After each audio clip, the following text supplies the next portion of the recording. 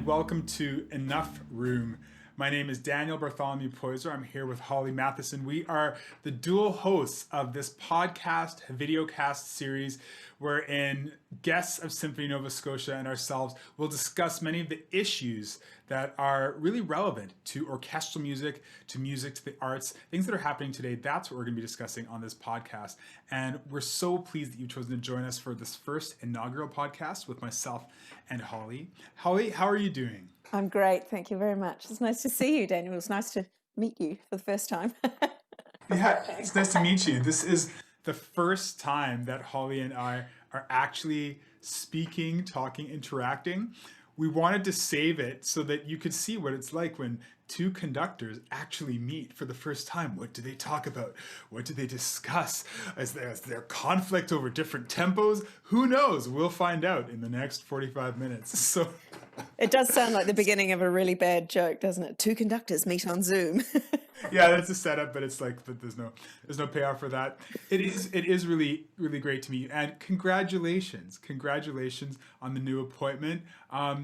What was it like? I mean, I think we're gonna talk about some of the issues that both of us are thinking about, that we're grappling with, but I think what would be really interesting is for the audience just to see right off the bat what it's like when two conductors meet for the first time, what it's like when the community ambassador conductor and the new music director meet. Let's have that conversation first, and then we can get into some of these issues. So Holly, what was it like auditioning, getting the job? What made you want to be with Symphony Nova Scotia? Just a couple of those things. The audition was really interesting process because it was just two concerts. So one in 2018 and one in 2019. So it was a really nice way to audition, is actually do the job and see how you get on. And my impressions, well, first of all, of the orchestra, the players, was just the loveliest people, so easy to work with, everyone hardworking and earnest about their work, but not taking it unhealthily too seriously, or themselves too seriously. There was a really good sense of, we work really hard for these hours and then, okay, I'm going home, it's time to walk the dog. It was so refreshingly grounded in real life and a living community, which was really nice. And also I got on super well with the staff and the board, just really interesting, funny, intelligent people with a great outlook on what a performing arts organisation can be for a city and for a province. And then the other thing, which just blew my mind because it was in October, was when I arrived, I flew in over the most beautiful like woodlands of just orange and russet toned fall leaves. It blew my mind as being such a beautiful place. And I have a feeling on the last day I was there, it snowed or something. It was just like, oh, come on. Like, could you flirt with me anymore, Halifax? You know, it was just dreamlike. It was so lovely. So it's certainly not hard work to want to hang out there for a while, regardless of what job you're doing. But when your future workmates turn out to be super rad people to hang out with as well, and that's just icing on the cake. You fell in love with both the people and the city, basically, is what it seems like. Definitely. That's amazing. I've had the same experience flying into Halifax and just feeling the waves of anxiety and city pressure just come off because it's so beautiful. So can you tell us just like some of the other orchestras that you've worked with in the past couple of years fairly regularly, just so we get an idea of, you know, I know that you're working with so many different groups. So who are some of the people that you work with regularly apart from? So quite a big range. Here in the UK, I live in Scotland, and the way it works here is that if you're resident here and people know you and trust you, then you do get a lot of guest work throughout the country, particularly with like all of the BBC orchestras. They're amazing employers, and they will, once one of the BBC orchestras has had you, because there are 6 around the country, 5 or 6, they will let their colleagues over in Wales know, yep, you can book this person, they're trustworthy. So you end up sort of doing the rounds of those and doing quite a few studio recordings and things. So you get a lot of experience on the microphone, which is great. And then I do quite a bit of opera. I have done in the past. And in the last few years, I've really enjoyed getting into some ballet with Scottish Ballet. And the other sort of main project I have is that my husband and I are co-artistic directors of a street orchestra here in Scotland, which is miles away from everything else I do. It's a sort of a non-profit charity sort of organisation that takes music into communities that are, for whatever reason, don't have regular or affordable access to live art. So that might be geographical, it might be financial, it might be because they're incarcerated, it might be because they have health issues that stop them getting to concert halls or whatever, or it could be a social reason, that into communities that sort of think, well, I'd never go into a concert hall, that's for rich toffs, not people like me. So we just turn up at their rugby club. For rich what? Toffs. Is that a very English thing to say? No, that's great. We just want to clarify terms for it. There have been a few things I've emailed someone at the office at Nova Scotia, and they've written back and they're like, I don't actually know what that word is. And it's some, really silly colloquial turn of phrase, either from Scotland or from New Zealand. But yeah. So I guess there's two questions that I want to ask. One is, you talked about building trust, because people might not understand how conductors get work, how we keep work. And a lot of it is about trust. So the first question is, how do you, what is building trust with an orchestra, and how do you, Holly, do that? And the next question is, I just want to ask you about this street orchestra, because there's so much there. So first trust, and then the street orchestra. Tell us about that. So building trust, how do you do that as a conductor? So for me, I think building trust is, it's sort of a two-way thing, actually. It's only one part of it is us wanting to keep getting work, and another part of it is this an organisation that I feel I have shared values with and want to work with again. And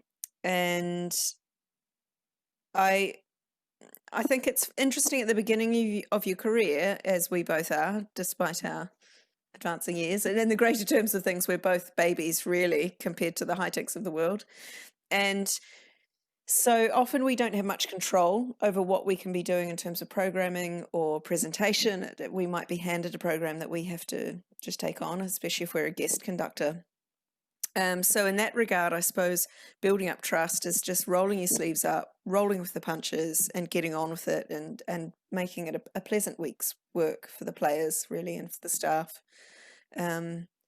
Which I would hope is what I would want to do anyway. I think we quite often in the arts, I think about the dance community as well, definitely, but certainly in classical music, we put a lot of things aside, like mental health, personal pleasure, personal boundaries, family boundaries, for the pursuit of perfection or whatever.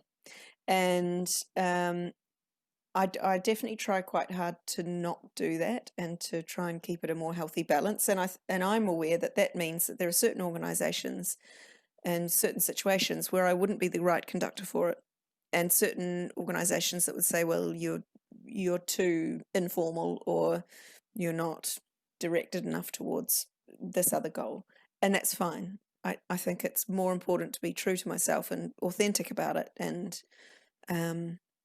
just stick to my guns on that, and eventually you find out the people that works for, and build a relationship that way. I definitely don't go into I try not to go into any situation thinking these are people I really want to work with and I have to impress them so that they'll hire me again, because I just know for myself, that would freak me out no end, and I'll just end up making an absolute idiot of myself and screwing it up. But also, more importantly, I think it would mean I wouldn't be true to myself somehow. I'd sort of be acting what I think they want a conductor to be. And I think as someone coming into the profession who is not what a conductor's looked like for the last 250 years, there's already enough of a risk of that. So I'd rather just be who I am, and it will work for some organisations and it won't for others. And I'm cool with that.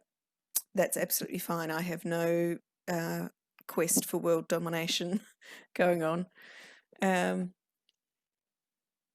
in terms of the Nevis Ensemble, the street orchestra, that is one of the weirdest things I've ever done, to be honest. And that actually, if you're talking about trust, that's more about building trust with community members, so people who have not had any connection with classical music, or they think they won't be welcome, or they think it's really geeky, or they think it's really boring. And we turn up on a bus, and from the time we pull up, the players have about 7 minutes to get off the bus, set up in whichever space we find ourselves in, and that could be the top of a mountain, in a swimming pool, in a prison, outside, and it's going to start raining at any minute, anywhere. We turn up, they've got 7 minutes to set up, and we do a gig that could be anywhere from 20 to about 50 minutes, depending on the audience. Sometimes it's pre-organised, sometimes it's spontaneous. The police have been called a couple of times when we turned up unannounced and not necessarily wanted in a shopping mall. And it really is just building up trust with the audience to go, we've just turned up. You have no idea who we are, but we're going to rock your world for 50 minutes. And that could be a mixture of, well, we try and make it fun and funny and interactive. We very rarely stand in a group with the audience sitting in its own group. We'll try and mix up the room in any way we can and spatialize. And if players aren't playing in a piece, they're welcome to go out and hang out with the audience, take some percussion instruments out and start a conga line, whatever. And we do a real mix of repertoire. So classical, jazz, rock and pop, trad fiddling, and we also try to have another even fifth of new commissions for each major tour. So, and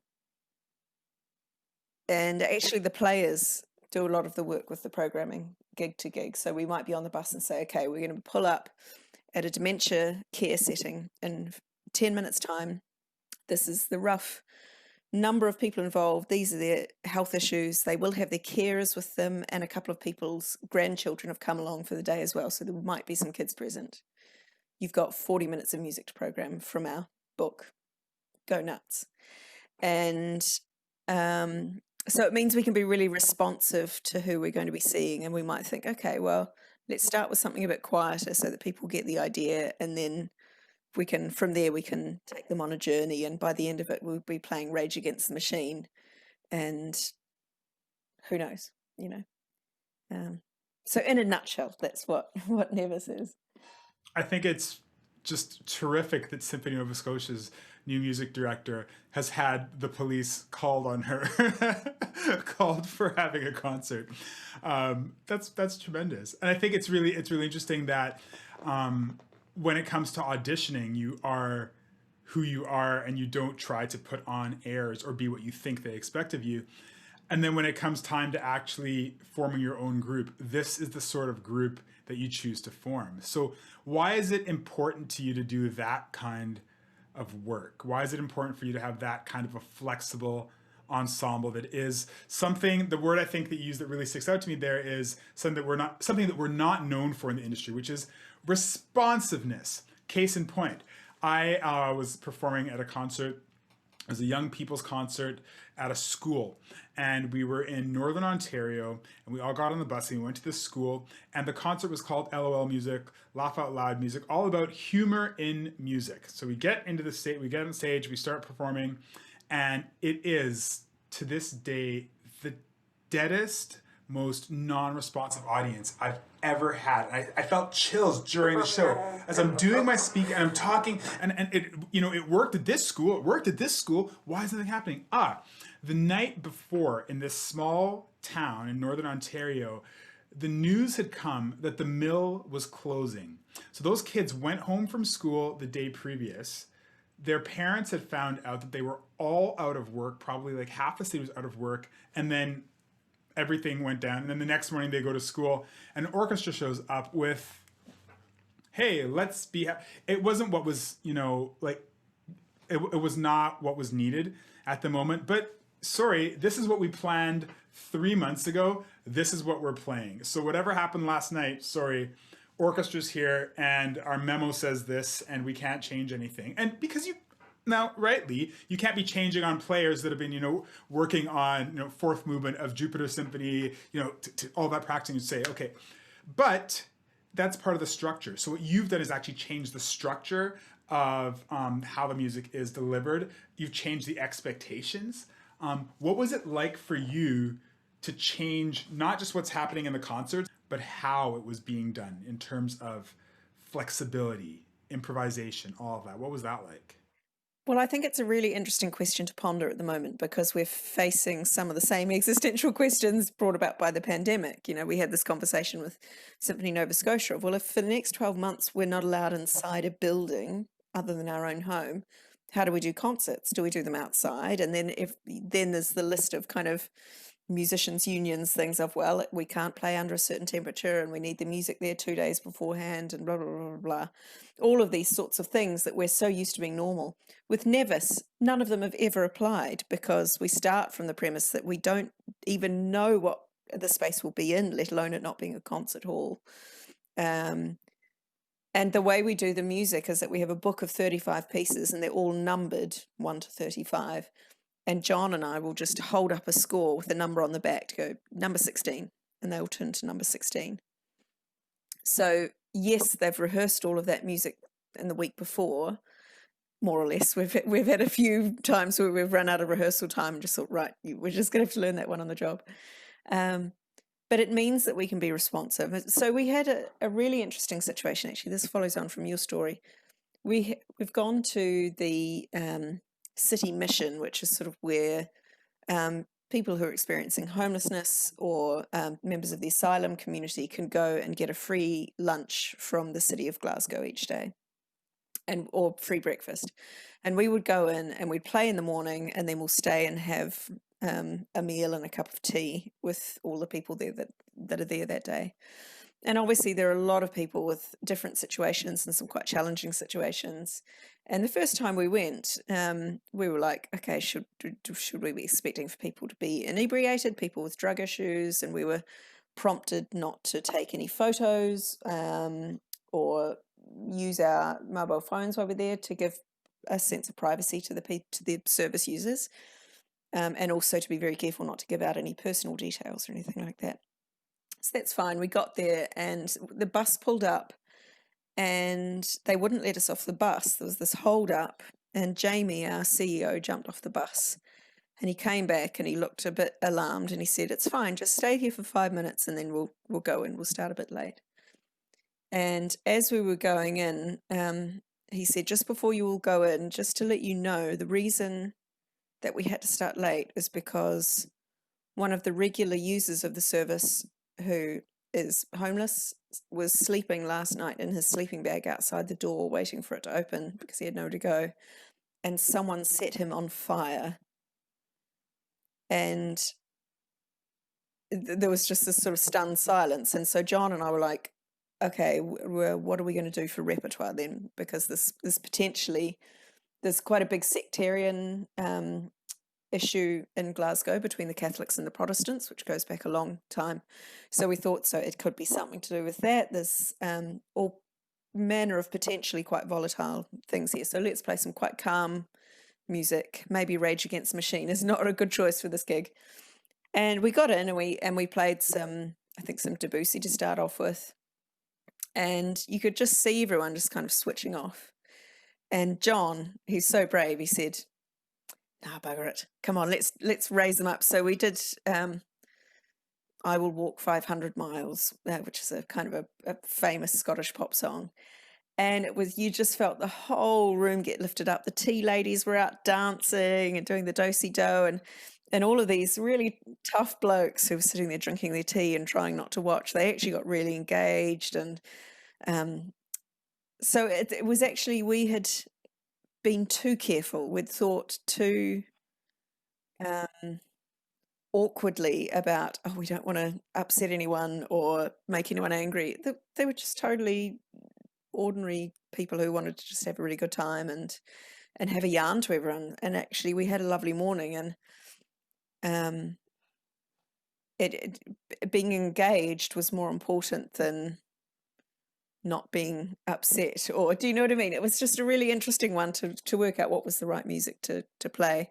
But yeah, we do have that flexibility that we can just change it on the spot, and that makes such a difference when you're in those situations. Or say if you're in a situation with small children and you think, oh, they'll love all of this stuff, and you just feel them slipping away and pulling nappies off and rolling around crying, and often it'll be something that you'd thought they would find really not bright and bubbly and engaging enough that they will just get completely mesmerized by.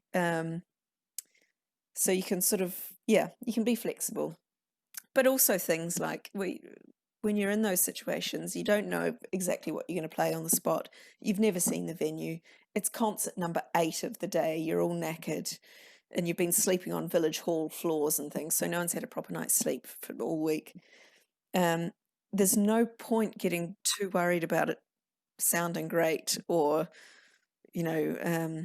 whether you're playing with good ensemble. What's more important is actually the opposite, that the people who are watching can see all sorts of different people and different experiences, and see your response if something's a bit out of time. We laugh about it and it's fine. It's not a big deal, which relaxes everyone and just makes it normal and a bit less stultified, I suppose. Absolutely, because as I hear you talk about the conditions and the pressures that are different from concert hall pressures, my thought, as you said, oh, we've all been sleeping on, gym floors. My thought was, sign me up. Where do I sign up for this? Because that sounds like, let's go, let's make music. Okay, gym floor, not enough sleep. Okay, and now the Bach, let's go, let's do this, And that's the whole thing of the responsiveness and the being flexible enough to respond to what's actually happening in the moment. And we're actually really in a moment right now, and have been, with the pandemic, but also since George Floyd, a renewed realization within the industry that we need to respond to the lack of inclusion that has been happening systemically all over the place. And what I'm wondering is, you have helped ensembles respond to the moment. You respond in auditions to what the people not to but you respond to that situation. You've changed structures. How have you responded personally to all of the events that have been happening in the past months with regards to inclusion, diversity, the new spotlight that's come onto that topic? How have you personally responded? I think the most obvious thing is a renewed vigor in asking orchestras to let us play a broader base of repertoire. So works that I've been, as a guest conductor, so our listeners might not know, when you're a guest conductor, you might get an email from an orchestra who say, we'd love you to come in October. You're going to have this person in as a soloist, so we need to do a violin concerto, but let us know your ideas for what goes either side of it. And so it's my guess is you're similar, Daniel, but basically anytime I do that, there will be at least one of those pieces will be by someone who's been underrepresented, a group, so a woman or someone from the non-European community, whatever. I'll always try and put something in there to go, it doesn't all need to be Mozart and Beethoven, it really doesn't. And often the response will be, that is so fascinating, I love that piece. We can't sell it. We won't sell tickets. Or if they do, they'll say, okay, maybe we have that as the opener, but for the symphony, we need a sure seller to sell tickets. So the intentions have always been genuinely, that's so cool you've offered that, and I would love to be able to do it, but I can't sell tickets. And in the last few months, that has shifted. And to the point that now I'm getting requests coming in specifically saying, we know you have this sort of repertoire in your background and in your interests, and can you please, specifically, we want a program that has these composers in it. And it makes me slightly cheesed off, because I think I've been asking you for this for 5 years, and every time you've told me you can't, and now because there's been a social media platform has opened up around it, all of a sudden you're hardcore women and black rights activists. I don't quite buy that.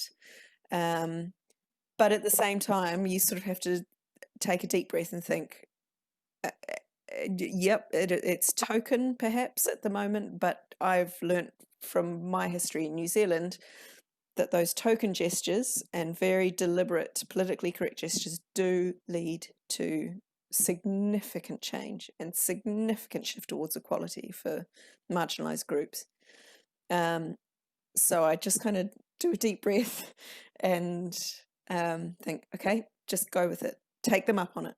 Absolutely run with it and make it so that they enjoy it so much and they see the popularity of it and they see all the good stuff that comes from it, that once this is blown over and they're back to worrying about selling tickets, actually this is something they can see they can sell. And it's been the same, say, for women. And I'm really curious to ask you about this. It's been fascinating to see how it's shifted in terms of women conductors and women composers being given some space in the industry, which has happened before George Floyd. We've had sort of 5 years of that. And the point which the discussion and the talking around it became powerful enough that actually it got to the point organizations could see they would be financially better off if they hired women. So there was a financial incentive to them, either through funding sources and government, state or private funding sources who say, I will give you money if you support this group of people.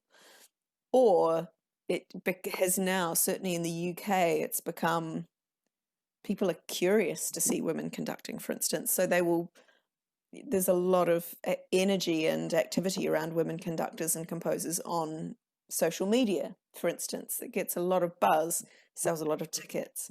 So it's gotten to the point that actually there's a financial incentive, not just an ethical one or a public face, a tactical one. So that's where we need to get the conversation now with ethnicity as well, that it's to the point that, like, no, this is not a risk, it's a benefit, and you can sell more tickets by saying this about your programming practice and your hiring practice. And I personally, I'm hopeful that can happen, because I have seen it happen with gender.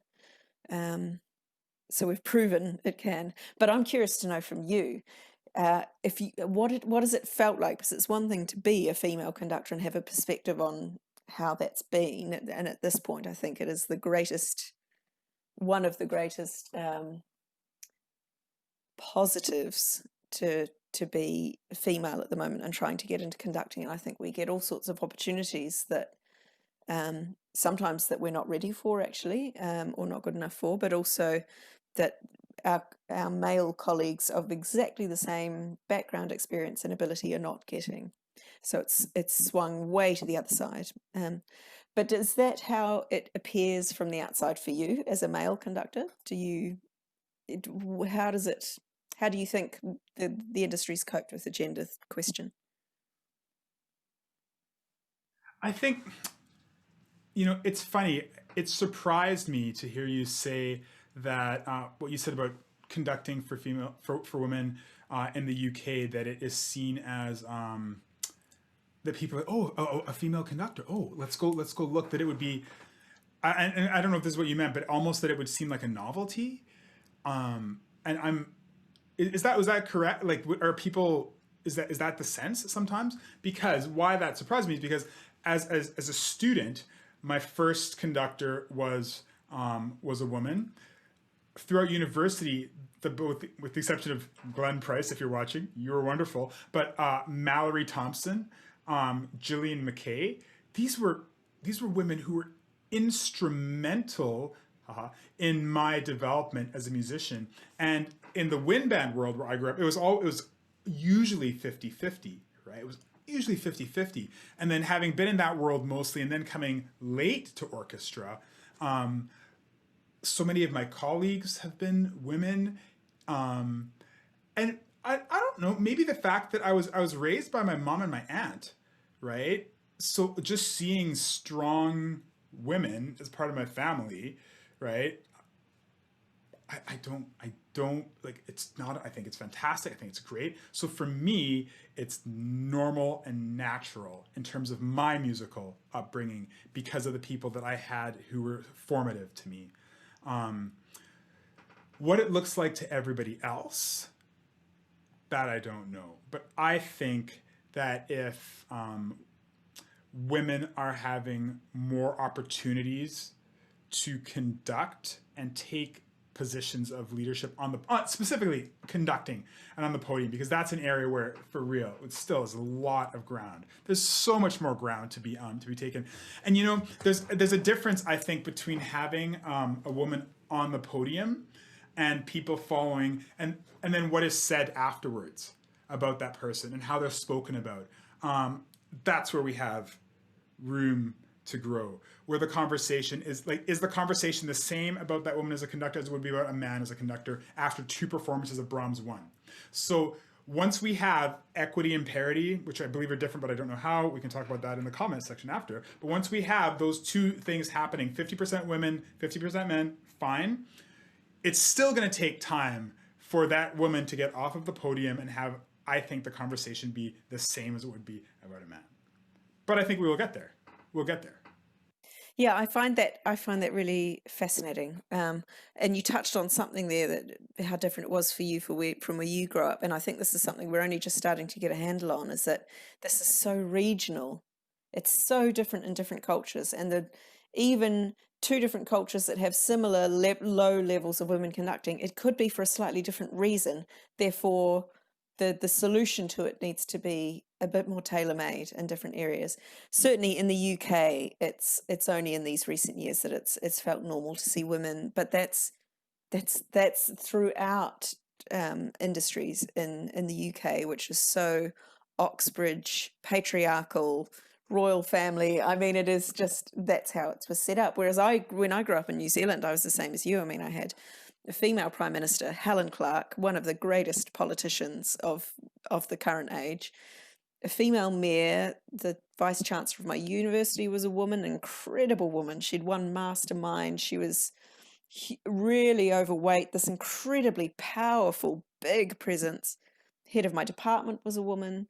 And in my family structure was, like you, was very matriarchal, very strong women who really ruled the roost. So it's not surprising to me, for instance, coming out of New Zealand, the 3 conductors at the moment under the age of 50 who are working full-time around the world are all tiny little women. We're all about within 10 years age of each other and about 1 centimetre height of each other. It's really funny. So I think you're right. There's different things in different regions. And if I think of North America, my guess is it's slightly different in different states, different provinces, according to the culture in different areas. I mean, certainly the States, it's like a different country in every state. So you see different, slightly different approaches and slightly different issues. Yeah, but it's heartening. I think you're absolutely right, though, that it's about the discussion that goes on, and of course, one only knows one's own experience. You know, a lot of people when I was starting out would sort of warn me, "Oh, you're going to have trouble with the brass sections, and you know, the traditionally male sections of the orchestra." It's not the case at all. The players that have been more troublesome for myself and for a lot of women I know on the podium are other women. And that's a really difficult thing to talk about, but there's a lot of territorial kind of gatekeeping goes on, of particularly when you're a younger woman. And it's the same, I think, for when we have players on trial and principal positions in the strings, for instance. Often the needly voice that bullies a little bit and tries to debase them will be a woman sitting 2 seats behind, just sending little darts of negativity to unseat them. And that's a really, really tough thing to get our head around, the way we police our own gender or our own group or our own people according to our own insecurities, you know, because often the women doing that are people who have grown up being told they wouldn't be allowed to be in a position of power, so they find it really difficult to see another woman or a younger woman doing it. So I have total empathy for it and I totally understand it, but in the moment it's really hard to deal with. Of course, it's not always the case, and there are some amazing women who hold each other on each other's shoulders, if you know what I mean, and really enjoy being supportive to each other. But I think talking about it and really thinking critically about it, not just going, yay, go girl, which, you know, a lot of the efforts to get women on the podium have been very wafer thin. And this is another part of the issue, is that it takes 30 years to grow a conductor. So we can have all the good intentions within the world at the moment about getting women and people of colour on the podium. We won't see the results for another 3 decades, 2 decades. And that's a hard thing to come to grips with when we have so many people in the public and in positions of funding power and political power wanting to see change. So that's a tough one. But do you get the same sense from your perspective? I mean, one of sorry to backtrack on my own train of thought here, but before I forget, one of the things I was thinking was, in the course of my own career starting up, I've had conversations with lots of men who traditionally would not have had a place on the podium because they're shy, or here in the UK, if they're from a working class background, so they would never have had a chance. They haven't gone to Oxford or Cambridge. They've not been to a conservatoire, and they're not a traditional alpha male. And for them, having their female colleagues breaking ground in a way and introducing a new, not just a new model of leadership, but often different types of leading from the podium, has actually opened a door for a different kind of man to do it as well, which is really cool. And in all of this, we've not even talked about non-binary gendered colleagues, which is a whole other kind of thing. But so that is really, really insightful, because I've never even talked about that before. But I often feel like, sometimes I feel like, okay, I know I'm cut out to be a conductor in many different ways, but sometimes I feel like I don't really fit the mold. And I'm not talking about anything that would be obvious.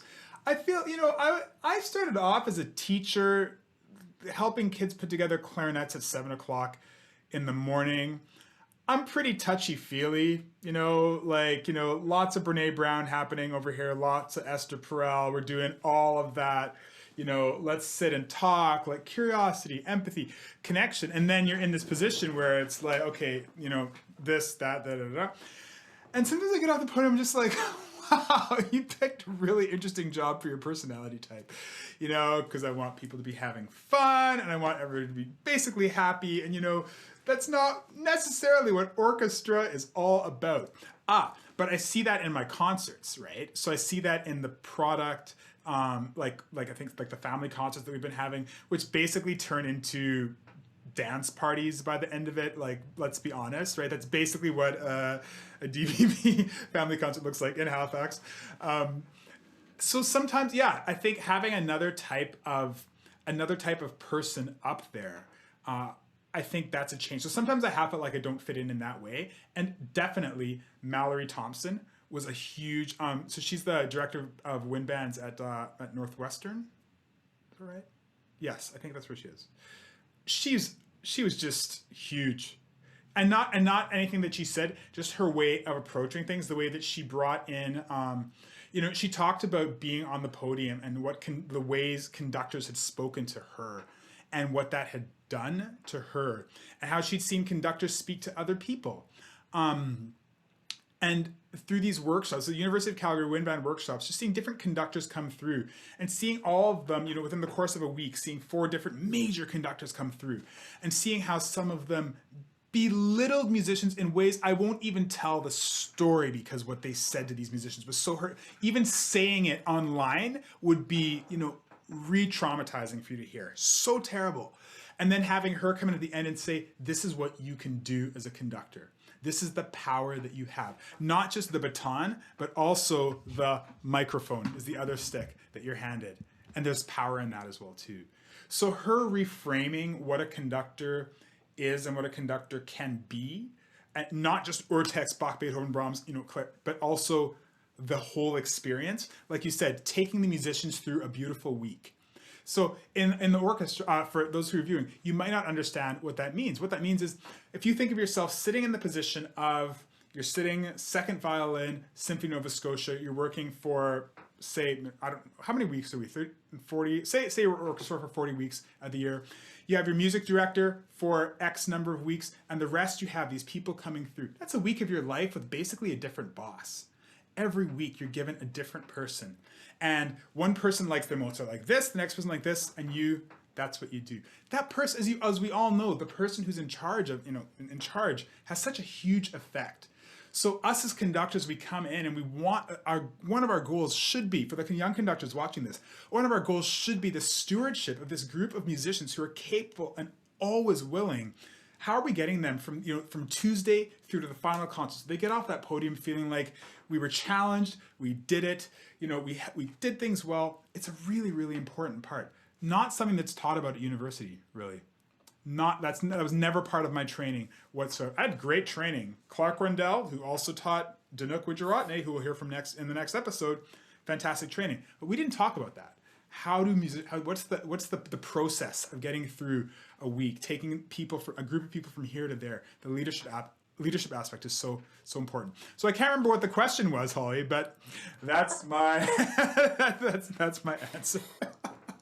It was interesting though, because as you were talking, I suddenly thought about this thing of carrying musicians through the week, and as you're saying, different conductor every week, different style every week, and someone making different demands on you every week, and as a player you have to go along with it. And the bigger the orchestra, for the listeners' sake, the bigger the orchestra, the worse that is, or the more extreme that is. So if you have 120 people on stage, and certainly here in the UK, 3 hours rehearsal and then you've got a gig, you just have to walk in and go bang, bang, bang, bang, bang. That's it. Okay, off to the pub. Whereas with a chamber orchestra or a new music ensemble, you can actually, it's a far more democratic process. It's often a far more enjoyable process for me personally, because everyone else takes responsibility. But we were talking, when you talk about this thing of a conductor coming in and imposing an opinion, and then you contrast that if you sit yourself in the seat of, say, the second oboe or something like that and think, well, that person trained on their instrument, they played solo repertoire until they were 28 or whatever. They went to conservatoire or music college and they were in a practice room working on their sound, on their style, on their thoughts, doing solo recitals, whatever. And then they get a seat in an orchestra, and it's slightly different for the winds, but say as a string player, all of that personal creative responsibility is just taken out of you, taken away from you. You're completely disempowered in many ways in a traditional orchestra. And so I suppose for me, what I try to do during a week towards making it more enjoyable for people is to say, well, how do you want to play it? What does your gut tell you about it? The way you played it was completely different to what I expected, but so much better. So let's do your version, and I'll change this, this, and this to set it up so it works better. And again, that's really hard to do with a big orchestra. And also, the bigger the orchestra and the more entrenched its culture is, and I've worked with some of these in the UK, they get really resentful. If you leave a bit of a power vacuum for them to fill intentionally, they read it as that you're stupid or you don't know what you're doing or you're shy or whatever, when actually you're saying, no, come on, come back into the room, play me the way you want that flute solo to be. And the really great players, they come into the room with their own vision, and we can try to do what we can to set that off rather than just putting a lid on and going, no, you're not doing it that way this week. But when you think about that from the player's perspective in terms of mental health, in terms of job satisfaction, and then, I don't know how it's been for you, Daniel, but for me, there are certain players that you encounter who have had so many years of this kind of their own agency as a musician being removed from them and disempowered. And often that gets projected onto their colleagues, but also onto you on the podium, onto the management. So a kind of a resentment creeps in and some hostility. And we talk a lot about horrible conductors and how grim some of our colleagues of the past have been, and they truly were odious human beings, some of them, and took advantage of their position, and there've been all sorts of abuses of power, professionally, sexually, you know. Dear Lord, I hope we're at the end of that in our industry. But when you think about that, for yourself as a conductor, and you start to feel it coming back to you, it can be just terrifying, but also it makes you clamp down and stop reaching out. I don't know, have you had any situations like that where that kind of the jadedness of orchestral colleagues somehow seeps into their relationship with you as a conductor?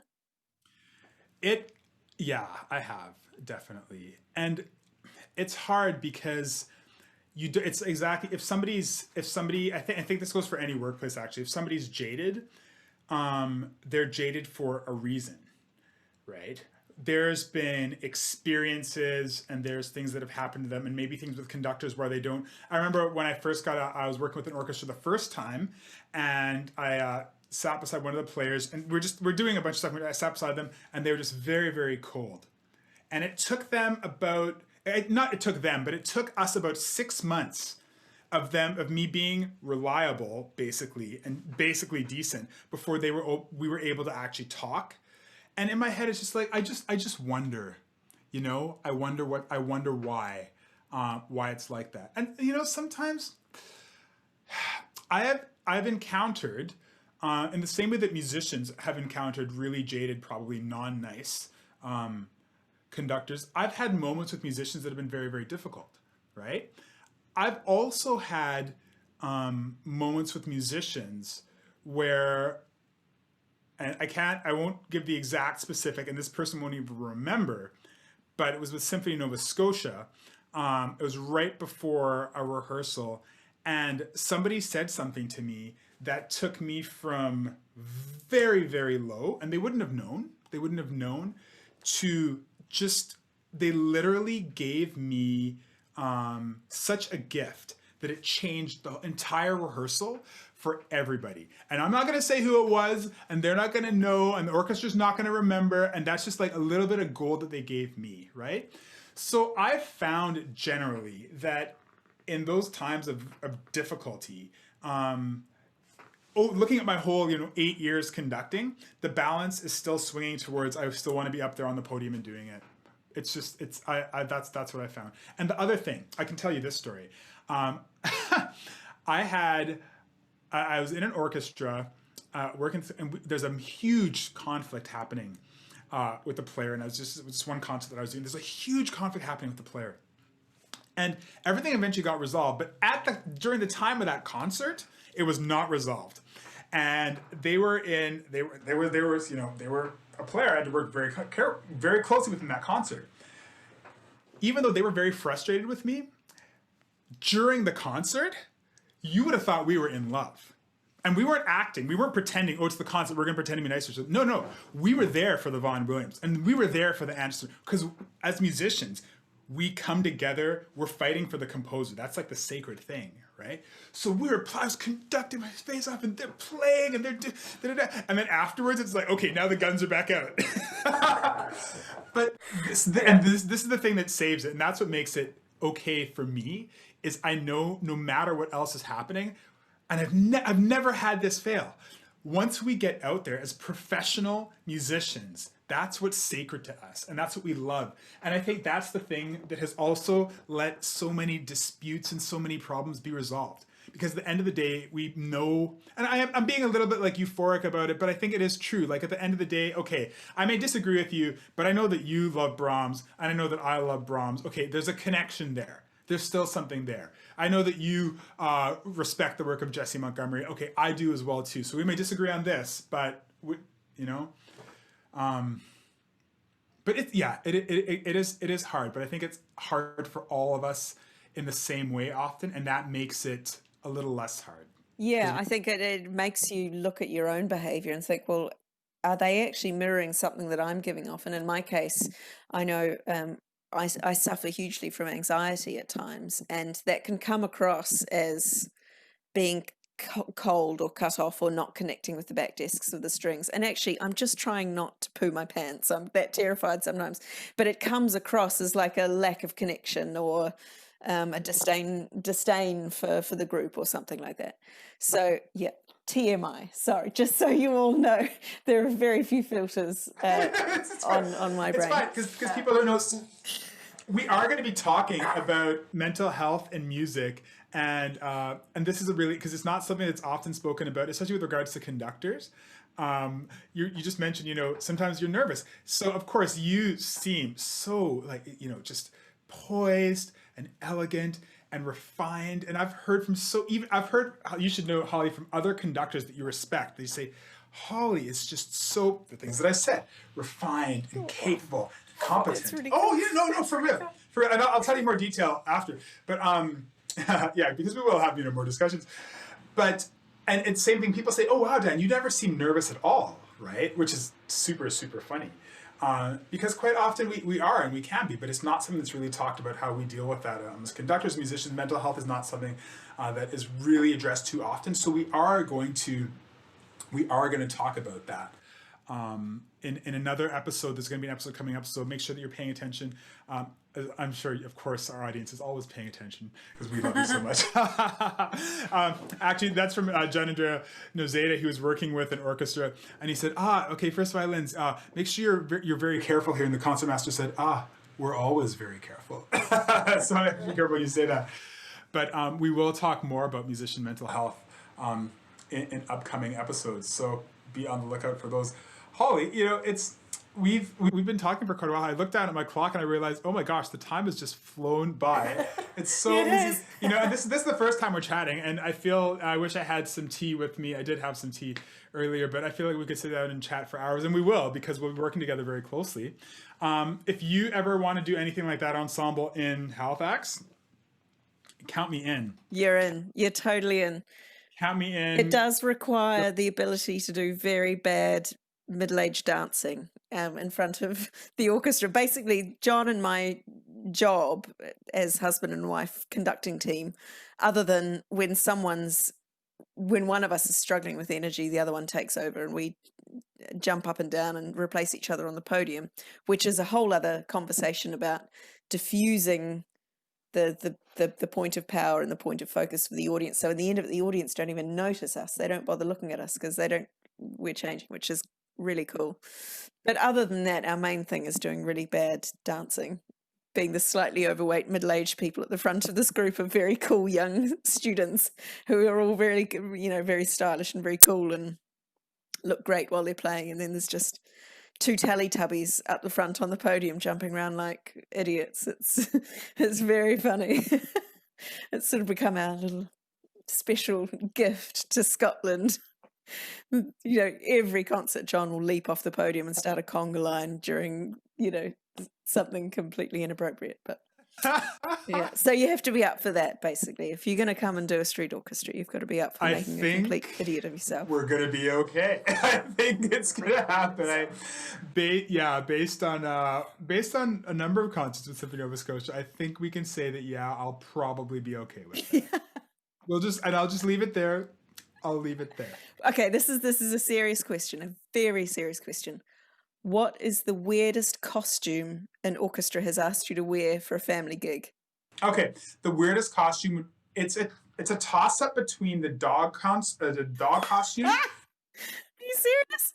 Oh yeah, or the cat costume with Kitchener-Waterloo. I'm going to vote for the cat costume because the cat costume was too small. So it only came up to, the legs only came up to my knees, right? And then the paws were big mitts. But then it had my entire face was open, but it had whiskers coming. So it was a bad costume. So I'm gonna say the cat from Kitchener-Waterloo Symphony was probably the worst costume I had to wear. People still talk about it. We got a response from one donor who said, "I loved everything about the Yuletide concert except for that cat. That dirty, dirty cat." That is brilliant. I want photographic evidence. I think this should be your new bio photo in next year's program, season brochure for Nova Scotia. The craziest costume you've had to wear on the podium. I again have two. One was for an education concert at Royal Scottish National Orchestra, where I was assistant for 2 years, and we were doing this sort of. It was something to do with Halloween, but it was like a ghost train was the theme of it, and with the ghost train went on a bit of a journey, and saw all sorts of things. But anyway, they dressed me up as a train driver, but wearing black, but with this kind of little train driver thing and a hat. And the thing is, I might be short, but I'm also quite curvaceous. And genuinely, it looked like something from a really bad 80s porno. It was so awful. I mean, and once you'd noticed that about it, you couldn't unnotice it. It was awful. But actually, the funniest one was one of the first gigs I ever did way back when I was still a student in New Zealand. And I got asked to do a concert with a youth orchestra. And it happened to be on International Talk Like a Pirate Day, which is a thing in September. And we were doing Scheherazade. And so they worked it out that I had an eye patch and a plastic parrot on my shoulder, which, of course, when you're conducting Scheherazade is not annoying at all. And I conducted with a cutlass, of course, which is really useful. But again, sadly, no photos of that one, which is a shame, because I think that was probably a killer outfit. Oh, that's too bad, because I was going to say, we should have a poll. Which one do you want to see? Well, that's great. Yeah, the things that you do as a conductor that you don't get, all the costuming, the characters you play, it's really fantastic. It's such an incredible job. Do you know what, though? I've noticed something really interesting in this weird pandemic time, and I know it's different in different countries and regions in terms of what's starting up and what's happening. But here in the UK, there have been some interesting recording sessions. So I've done a couple of crazy recording sessions where you're all socially distanced and there's perspex screens and you're going from, it's really creative the way we're having to think about doing it. And a friend and I were talking about it. He does a lot of opera. And we were like, God, we keep getting all this work and all these kind of rich, famous people are sitting twiddling their thumbs, not getting any work. And we're like, I think it's because they're actual bona fide geniuses who need perfect situations and they come out in their tails and they do great work, capital G, capital W. But all people like us who are a bit further down the food chain, but are happy to roll our sleeves up and conduct. If you need me on roller skates, I can do roller skates. That's fine. Yeah, I can do that.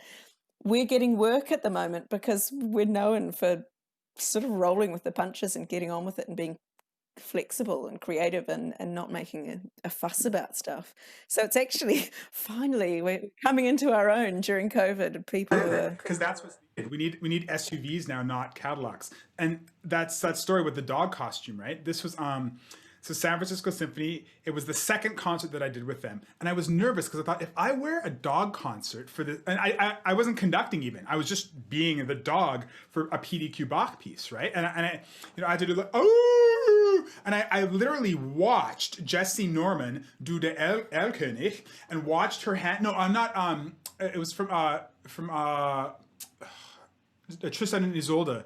The final scene, right? I watched her do and watched her hand motions. I memorized that for the dog because I was like, okay, I'm gonna do it. I'm just gonna go 100% in on this. But I was nervous. What will they think of me? Will they ever let me conduct if I don't? If they'll think I'm just a joker or whatever.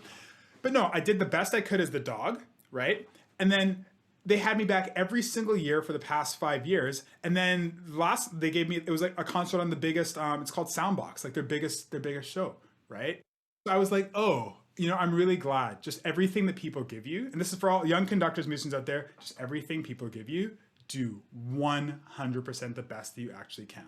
Yeah, and also let yourself be silly and funny, and you don't have to pretend you're a genius. You don't have to live up to the kind of romanticized, the thing we sell as classical music.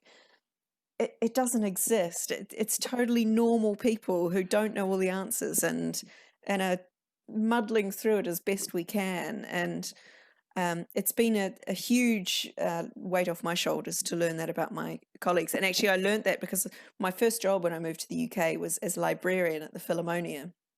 And the Philharmonia is, Oh it's my one. gosh. Yeah, I know. I was Pekka Salonen's librarian for 2 years. It was wicked.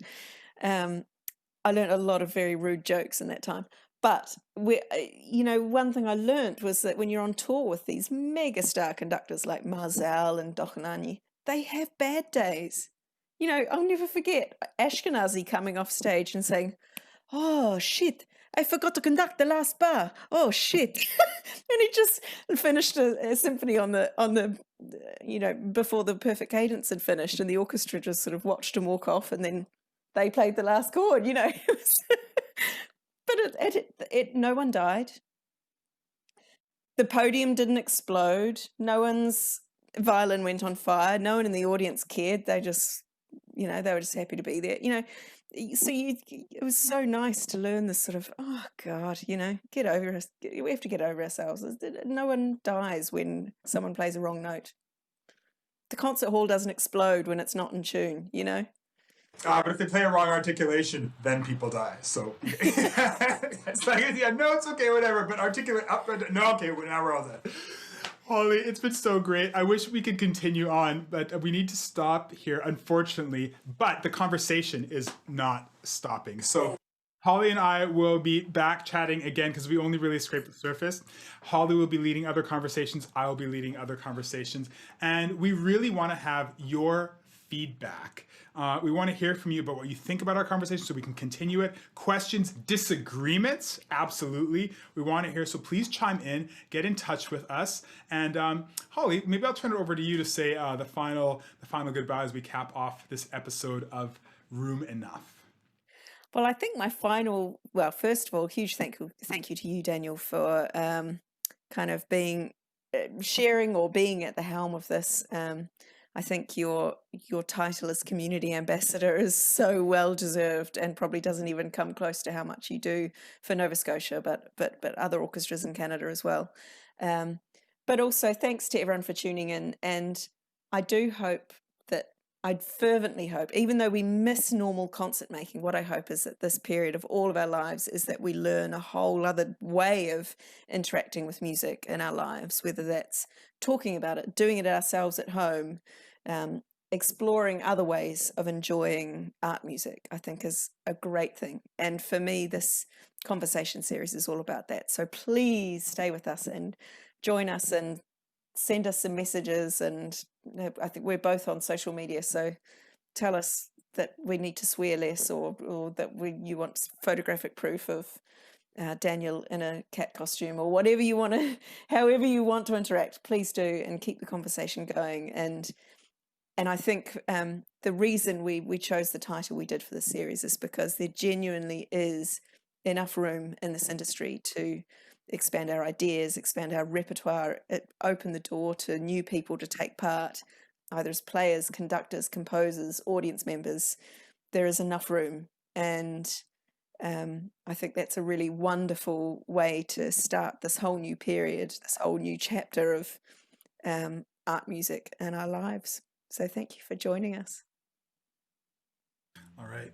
Take care. We look forward to your comments. Stay safe, everyone. Bye.